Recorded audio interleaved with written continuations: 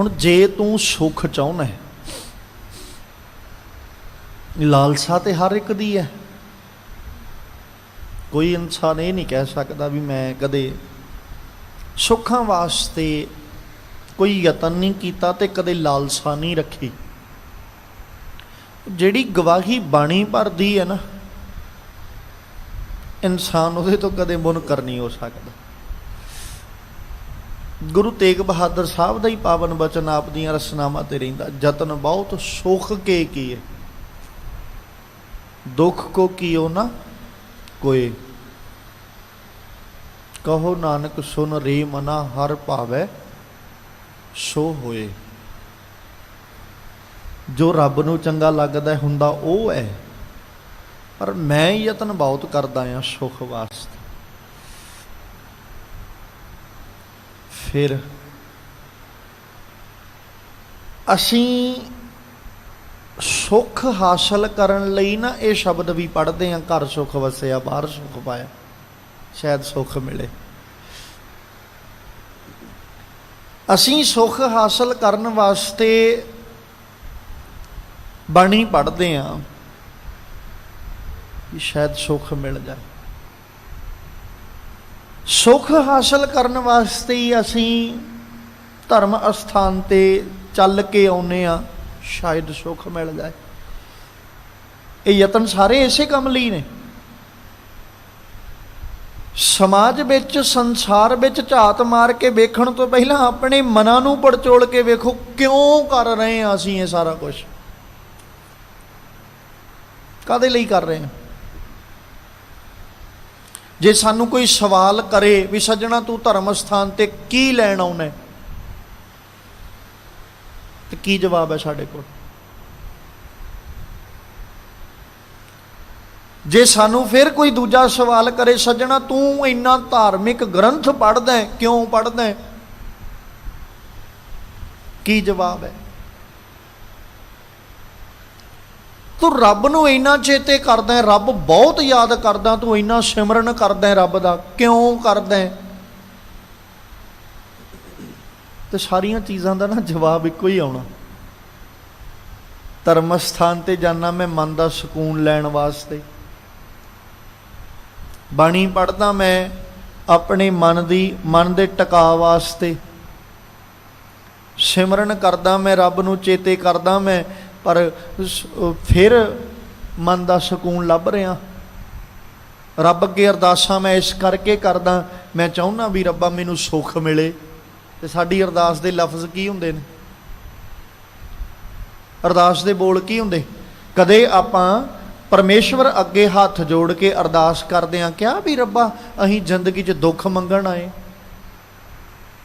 रब अगे हथ जोड़ के अरदास करदे हां क्या भी रब्बा साडी देह नूं रोग देई, की मंगदे हां असीं, रब्बा घर विच सुख शांति देई, परिवार विच तंदुरुस्ती बख्शी, शरीर दी देह अरोगता दई। यही अरदासां कीतियां ना। ते धर्म स्थान ते आके अरदासां की कर रहे हैं, क्यों आ रहे हैं। किते ना किते इन्हां सारे कारजां पिछे लालसा ते एक ही है, सुख मिलेगा, खुशी मिलेगी, प्रसन्नता मिलेगी। जे मैं धर्म स्थान ते जावां, रब नूं चेते करां, रब दी याद विच जुड़ां ते परमेश्वर दे अगे अरदासां करां, इन्हां सारे कामां पिछे मैनूं सुख मिलेगा। आखिरकार लालसा तो यही है ना, इच्छा तो यही है। क्यों कारण इच्छा ये क्यों है, क्योंकि सानू परमेश्वर की परिभाषा देण वाले ने परिभाषा यही दिती है कि भाई रब कोलों सुख मंगो तो रब सुख देंदा है। असीं इस करके सुख मंगण लग पे। किते ना किते जाके एक गल चेता रखियो, साडे कर्म साडे लई सुखां दा कारण बनदे ने। इनू किवें समझीए। रब दा सिमरन करे इंसान बहुत, धार्मिक ग्रंथ पढ़े बहुत, धार्मिक लिबास भी होवे बहुत सोहना, धर्म तो बिना दूजी गल ही कदे ना कीती होवे, जिंदगी सुखां भरी चाहिए। ਪਰ ਇਹ ਸਾਰੇ ਕਰਮ ਕਰਨ ਤੋਂ ਬਾਅਦ 'ਚ ਜਦੋਂ ਆਪਣੇ ਕਰਮਾਂ ਦੀ ਗੱਲ ਆਉਂਦੀ, ਉੱਥੇ ਆ ਕੇ ਚੋਰੀ ਵੀ ਕਰ ਲੈਂਦਾ, ਲੁੱਟਾਂ ਖੋਹਾਂ ਵੀ ਕਰ ਲੈਂਦਾ, ਬਗਾਨੇ ਹੱਕ ਵੀ ਮਾਰ ਲੈਂਦਾ, ਗਰੀਬ ਉੱਤੇ ਜ਼ੁਲਮ ਵੀ ਕਰ ਲੈਂਦਾ ਹੈ। ਤੇ ਜਿਹੜਾ ਸਮਾਂ ਮਿਲ ਜਾਏ ਉਸ ਸਮੇਂ ਵਿੱਚ ਇਹ ਮਾੜੇ ਕਰਮ ਵੀ ਕਰ ਲੈਂਦਾ ਹੈ, ਵਿਕਾਰ ਵੀ ਕਮਾ ਲੈਂਦਾ ਹੈ। ਹੁਣ ਅਸੀਂ ਦੋਸ਼ ਕਿਸ ਦਾ ਕੱਢਾਂਗੇ? ਤੇ ਸਾਨੂੰ ਪਤਾ ਕੀ ਚੇਤੇ ਹੈ? ਮੰਨ ਲਓ ਅਸੀਂ ਖੁਦ ਆਪ ਵੀ ਮੈਂ ਧਾਰਮਿਕ ਗ੍ਰੰਥ ਵੀ ਪੜ੍ਹਦੇ ਆ, ਧਰਮ ਸਥਾਨ 'ਤੇ ਵੀ ਗਿਆ, ਰੱਬ ਅੱਗੇ ਅਰਦਾਸਾਂ ਵੀ ਕੀਤੀਆਂ, ਅਰਜ਼ੋਈਆਂ ਵੀ ਕੀਤੀਆਂ, ਸੁੱਖ ਵੀ ਮੰਗੇ, ਸਿਮਰਨ ਵੀ ਕੀਤਾ, ਸਾਰਾ ਕੁਝ ਕੀਤਾ। ਮੈਨੂੰ ਇਹ ਸਾਰਾ ਕੁਝ ਚੇਤੇ ਹੈ ਵੀ ਮੈਂ ਆਹ ਕੁਝ ਕਰਦਾ ਆ, ਪਰ ਉਦੋਂ ਬਾਅਦ 'ਚ ਮੈਂ ਚੋਰੀ ਵੀ ਕਰਦਾ, ਇਹ ਚੇਤੇ ਨਹੀਂ। ਮੈਂ ਲੁੱਟਾਂ ਖੋਹਾਂ ਵੀ ਕਰ ਲੈਣਾ, ਇਹ ਚੇਤੇ ਨਹੀਂ। ਮੈਂ ਵਿਕਾਰਾਂ ਦੇ ਵਿੱਚ ਗਲਤਾਨ ਵੀ ਹੋ ਜਾਣਾ, ਇਹ ਵੀ ਚੇਤੇ ਨਹੀਂ। ਇਹ ਸਾਰੀਆਂ ਚੀਜ਼ਾਂ, ਇਹ ਸਾਰੇ ਜਿਹੜੇ ਕਰਮ ਨੇ ਅਸੀਂ ਭੁੱਲ ਜਾਂਦੇ ਹਾਂ। ਜਿਹੜੇ ਚੰਗੇ ਕਰਮ ਕਰਨ ਦੀ ਅਸੀਂ ਬਣਾਈ ਹੋਈ ਯਾਰ ਇੱਕ ਨੇਮ ਬਣਾਇਆ ਜਾਂ ਇੱਕ ਰੂਟੀਨ ਬਣਾਇਆ, ਉਹ ਚੇਤੇ ਹੈ। ਮੰਦੇ ਕਰਮ ਅਸੀਂ ਕਰ ਵੀ ਲੈਂਦੇ ਹਾਂ, ਭੁੱਲ ਵੀ ਜਾਂਦੇ ਹਾਂ, ਕਰ ਵੀ ਲੈਂਦੇ ਹਾਂ, ਫਿਰ ਭੁੱਲ ਜਾਂਦੇ, ਉਹ ਚੇਤੇ। ਕਿਉਂਕਿ ਮੰਦੇ ਕਰਮਾਂ ਨੂੰ ਚੇਤੇ ਕੌਣ ਰੱਖਦਾ? ਮੰਦਾ ਤੇ ਸਮਾਂ ਚੇਤੇ ਨਹੀਂ ਰੱਖਦਾ ਇਨਸਾਨ। ਜੇ ਕੋਈ ਸਮਾਂ ਐਸਾ ਬਣ ਆਵੇ ਵੀ ਜਿੱਥੇ ਸਾਰਾ ਪਰਿਵਾਰ ਦੁਖੀ ਹੋਇਆ ਹੋਵੇ, ਸਾਰਾ ਪਰਿਵਾਰ ਬਹੁਤ ਜ਼ਿਆਦਾ ਤਕਲੀਫ ਵਿੱਚ ਹੋਵੇ, ਇਨਸਾਨ ਨੂੰ ਦੁਬਾਰਾ ਕਿਤੇ ਉਹ ਸਮਾਂ ਚੇਤੇ ਕਰਾਓ, ਖੁਦ ਹੱਥ ਖੜੇ ਕਰਕੇ ਕਹਿੰਦਾ ਵੀ ਮੈਂ ਉਹ ਟਾਈਮ ਚੇਤੇ ਨਹੀਂ ਕਰਨਾ ਚਾਹੁੰਦਾ। ਇਨਸਾਨ ਤੇ ਮਾੜਾ ਸਮਾਂ ਆਇਆ ਨਹੀਂ ਚੇਤੇ ਕਰਨਾ ਚਾਹੁੰਦਾ, ਤੇ ਇਹ ਮਾੜੇ ਕਰਮ ਆਪਣੇ ਜਿਹੜੇ ਰੋਜ਼ ਕਰੇਗਾ ਉਹ ਕਿਵੇਂ ਚੇਤੇ ਕਰੇਗਾ? ਤੇ ਨਤੀਜਾ ਕੀ ਮਿਲਣਾ ਜੀ? ਹੁਣ ਚੋਰੀ ਕਰਨ ਵਾਲਾ ਚੋਰੀ ਕਰਕੇ ਆਖੇ ਮੈਂ ਬਹੁਤ ਸਿਮਰਨ ਕਰਦਾ, ਉਹਨੂੰ ਛੱਡ ਦੇਣਗੇ ਅਗਲੇ ਜੇ ਫੜ ਲਿਆ ਤੇ? ਲੁੱਟਾਂ ਖੋਹਾਂ ਕਰਨ ਵਾਲਾ ਜਦੋਂ ਲੁੱਟ ਖੋਹ ਕਰਦਾ ਹੋਵੇ ਤੇ ਜਾਵੇ ਫੜਿਆ ਤੇ ਉੱਥੇ ਹੱਥ ਜੋੜ ਕੇ ਆਖੇ ਮੈਂ ਤੇ ਸਵੇਰੇ ਧਾਰਮਿਕ ਗ੍ਰੰਥ ਵੀ ਪੜ੍ਹ ਕੇ ਆਇਆ ਜੀ, ਬੜਾ ਧਾਰਮਿਕ ਗ੍ਰੰਥ ਪੜ੍ਹਦਾ ਮੈਂ, ਅਗਲੇ ਛੱਡ ਦੇਣਗੇ? ਉਹ ਤੋਂ ਬਾਅਦ 'ਚ ਬੇਕਾਰ ਬੇਬਚਾਰੀ ਹੋਇਆ ਹੋਵੇ, ਉਹ ਤੋਂ ਬਾਅਦ 'ਚ ਗਰੀਬ ਉੱਤੇ ਅਤਿਆਚਾਰ ਜ਼ੁਲਮ ਪਿਆ ਕਰਦਾ ਹੋਵੇ, ਤੇ ਜਦੋਂ ਕੋਈ ਅੱਗੋਂ ਰੋਕਣ ਵਾਲਾ ਆ ਜਾਏ ਤੇ ਉਹਨਾਂ ਨੂੰ ਕੀ ਆਖੇਗਾ ਜੀ ਮੈਂ ਧਰਮੀ ਬੰਦਾ, ਮੈਂ ਧਾਰਮਿਕ ਲਿਬਾਸ ਪਾਇਆ। ਸੁੱਖ ਤੇ ਆਪਣੇ ਕਰਮਾਂ ਤੇ ਹੀ ਆ ਕੇ ਮਿਲਣੇ ਨਾ। ਇਸੇ ਲਈ ਰੱਬੀ ਸਿਮਰਨ, ਰੱਬੀ ਯਾਦ, ਧਾਰਮਿਕ ਗ੍ਰੰਥ ਪੜ੍ਹਨਾ, ਧਰਮ ਅਸਥਾਨ 'ਤੇ ਆਉਣਾ ਬਹੁਤ ਚੰਗੀ ਗੱਲ ਹੈ, ਮੁਬਾਰਕ ਬਾਤ ਹੈ। ਪਰ ਇਹ ਸਾਰੇ ਕਰਮ ਕਰਦਿਆਂ ਹੋਇਆਂ ਨਾਲ ਨਾਲ ਸਾਨੂੰ ਆਪਣੇ ਜੀਵਨ ਦੇ ਵਿੱਚ ਚੰਗੇ ਗੁਣ ਵੀ ਧਾਰਨ ਕਰਨੇ ਪੈਣਗੇ, ਫਿਰ ਸੁੱਖ ਮਿਲਦਾ ਹੈ, ਫਿਰ ਸੁੱਖਾਂ ਦੀ ਪ੍ਰਾਪਤੀ ਹੁੰਦੀ ਹੈ। ਜਿੰਨਾ ਚਿਰ ਚੰਗੇ ਕਰਮ, ਚੰਗੇ ਗੁਣ ਅਸੀਂ ਆਪਣੀ ਜ਼ਿੰਦਗੀ 'ਚ, ਆਪਣੇ ਜੀਵਨ ਵਿੱਚ ਧਾਰਨ ਨਹੀਂ ਕਰ ਲੈਂਦੇ, ਚੇਤਾ ਰੱਖੋ ਬਾਪੂ ਜੀ ਦੇ ਉਹ ਪਾਵਨ ਬਚਨ, ਯਤਨ ਬਹੁਤ ਸੁੱਖ ਕੇ ਕੀਏ, ਦੁੱਖ ਕੋ ਕੀਓ ਨਾ ਕੋਈ। ਯਤਨ ਮੈਂ ਸੁੱਖਾਂ ਵਾਸਤੇ ਹੀ ਕੀਤਾ ਜਿੰਨਾ ਕੀਤਾ, ਦੁੱਖ ਵਾਸਤੇ ਤੇ ਮੈਂ ਇੱਕ ਵੀ ਕਰਮ ਨਹੀਂ ਕੀਤਾ। ਮੈਂ ਤੇ ਅਰਦਾਸ ਨਹੀਂ ਕਦੇ ਦੁੱਖ ਵਾਸਤੇ ਕੀਤੀ, ਕੰਮ ਤੇ ਬੜੀ ਦੂਰ ਦੀ ਗੱਲ ਹੈ। ਜਿੰਨੇ ਯਤਨ ਕੀਤੇ ਸਾਰੇ ਸੁੱਖ ਵਾਸਤੇ ਕੀਤੇ, ਪਰ ਮਿਲਿਆ ਕੀ? ਮਿਲਿਆ ਕੀ ਹੈ? ਦੁਖੀ ਮੈਂ ਬਹੁਤ ਬੈਠਾ ਆ, ਤਕਲੀਫ ਵਿੱਚ ਵੀ ਬਹੁਤ ਆ। ਉਹ ਜਿਹੜਾ ਸੁੱਖ ਮੈਂ ਲੱਭ ਰਿਹਾ ਉਹ ਤੇ ਅਜੇ ਤੱਕ ਨਹੀਂ ਮਿਲਿਆ, ਯਤਨ ਮੈਂ ਸਾਰੇ ਹੀ ਕਰੀ ਜਾਂਦਾ। ਫਿਰ ਇਹ ਕਰਮ ਸਾਡੇ ਸਾਹਮਣੇ ਆਉਂਦੇ ਕਿ ਸੱਜਣਾ ਯਤਨ ਤੇਰੇ ਠੀਕ ਨੇ, ਇਹਦੇ 'ਚ ਕੋਈ ਵੀ ਦੋਰਾਵਾ ਨਹੀਂ, ਪਰ ਚੇਤਾ ਰੱਖ ਤੇਰੇ ਕੋਲ ਨਾ ਉਹ ਗੁਣ ਨਹੀਂ ਜਿਨ੍ਹਾਂ ਗੁਣਾਂ ਨੇ ਤੇਰੇ ਜੀਵਨ ਵਿੱਚ ਸੁੱਖ ਭਰਨੇ ਨੇ। ਉਹ ਗੁਣ ਧਾਰਨ ਕਰ। ਯਤਨ ਕੀਤਾ ਵੀ ਤੇ ਤਾਂ ਹੀ ਲਾਹੇ ਵਿੱਚ ਆਏਗਾ ਨਾ। ਹੁਣ ਪਾਣੀ ਵਿੱਚ ਮਧਾਣੀ ਪਾ ਕੇ ਬੈਠਾ ਰਵੇ, ਮੈਂ ਸ਼ਾਮ ਪੈਂਦੀ ਨੂੰ ਘਿਓ ਦਾ ਢੇਰ ਲਾ ਦੇਣਾ ਜੀ, ਇਹ ਤੇ ਮੈਂ ਇੱਥੇ ਬੈਠੇ ਬੈਠੇ ਨੇ ਪੀਪਾ ਭਰ ਲੈਣਾ ਘਿਓ ਦਾ। ਹੁਣ ਯਤਨ ਕਰੀ ਜਾਵੇ, ਉਹ ਸਵੇਰ ਤੋਂ ਲੈ ਕੇ ਸ਼ਾਮਾਂ ਤੱਕ ਮਧਾਣੀ ਪਾ ਕੇ ਰਿੜਕੀ ਜਾਂਦਾ, ਸ਼ਾਮ ਨੂੰ ਕਹਿੰਦਾ ਮੇਰੀਆਂ ਤੇ ਬਾਹਾਂ ਥੱਕ ਗਈਆਂ, ਹੁਣ ਤੇ ਮੈਂ ਪੀਪਾ ਭਰ ਲਿਆ, ਹੁਣ 15 ਕਿਲੋ 20 ਕਿਲੋ ਦਾ ਮੈਂ ਤੇ ਘਿਓ ਇਕੱਠਾ ਕਰ ਲਿਆ। ਕੀ ਮੰਨ ਲਾਂਗੇ ਅਸੀਂ ਉਹਦੀ ਗੱਲ? ਪਾਣੀ ਵਿੱਚੋਂ ਕਿਹਨੂੰ ਘਿਓ ਮਿਲਣਾ।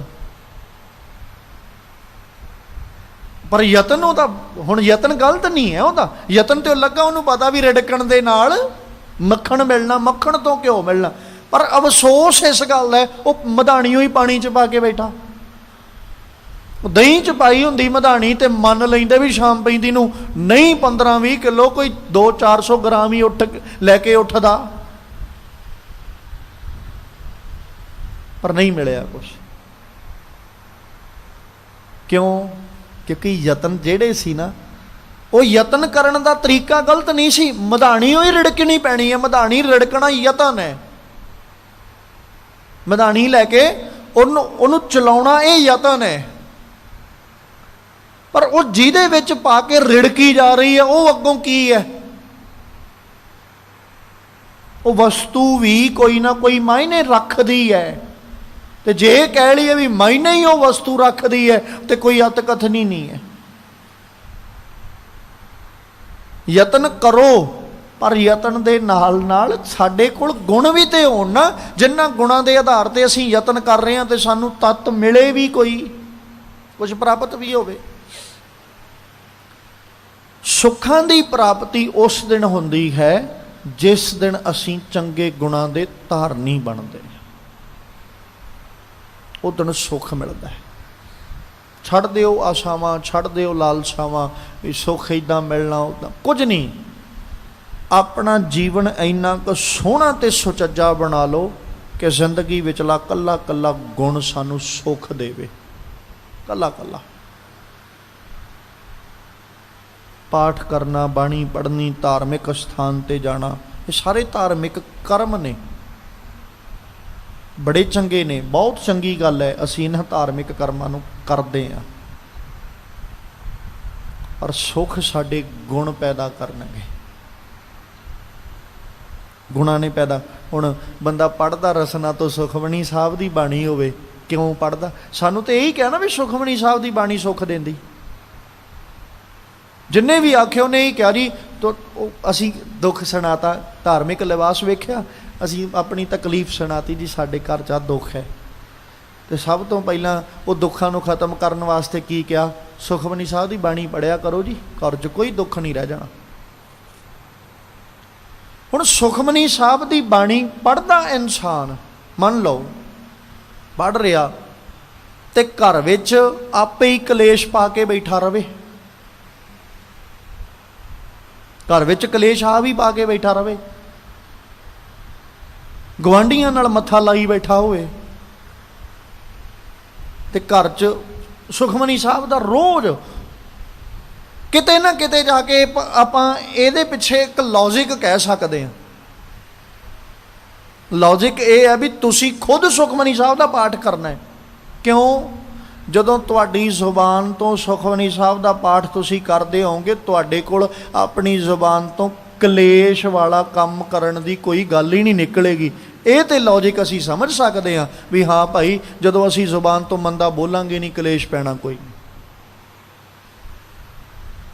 ਤੇ ਜੇ ਹੱਥ 'ਚ ਗੁਟਕਾ ਸਾਹਿਬ ਫੜਿਆ ਹੋਵੇ, ਸੁਖਮਨੀ ਸਾਹਿਬ ਦਾ ਪਾਠ ਅਸੀਂ ਕਰ ਰਹੇ ਹਾਂ ਤੇ ਕਿਸੇ ਨੇ ਕੋਈ ਗੱਲ ਕਹਿਤੀ, ਉੱਥੇ ਹੀ ਬੰਦ ਕੀਤਾ ਗੁਟਕਾ ਸਾਹਿਬ ਜ਼ੁਬਾਨ ਤੋਂ, ਫਿਰ ਝਗੜਾ ਸ਼ੁਰੂ। ਪਹਿਲੋਂ ਐ ਚੰਗੀ ਤਰ੍ਹਾਂ ਤਸੱਲੀ ਕਰ ਲੈਣੀ, ਫਿਰ ਗੁਟਕਾ ਸਾਹਿਬ ਖੋਲ ਕੇ ਫਿਰ ਬਹਿ ਜਾਣਾ ਵੀ ਮੇਰੀਆਂ ਅਸ਼ਟਪਦੀਆਂ ਰਹਿੰਦੀਆਂ ਅਜੇ। ਉੱਥੇ ਕਦੇ ਸੁੱਖ ਨਹੀਂ ਆਉਣਾ।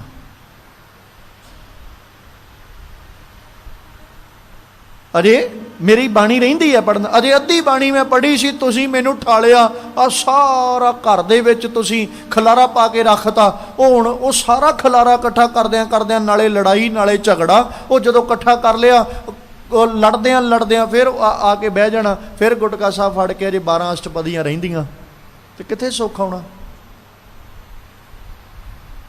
ਬਾਣੀ ਪੜ੍ਹੋ, ਮੁਬਾਰਕ ਬਾਤ ਹੈ। 1 ਅਸ਼ਟਪਦੀ ਪੜ੍ਹੋ, 2 ਪੜ੍ਹੋ, 4 ਪੜ੍ਹੋ, 1 ਪਾਠ ਕਰੋ, 2 ਕਰੋ, ਮੁਬਾਰਕ ਬਾਤ ਹੈ।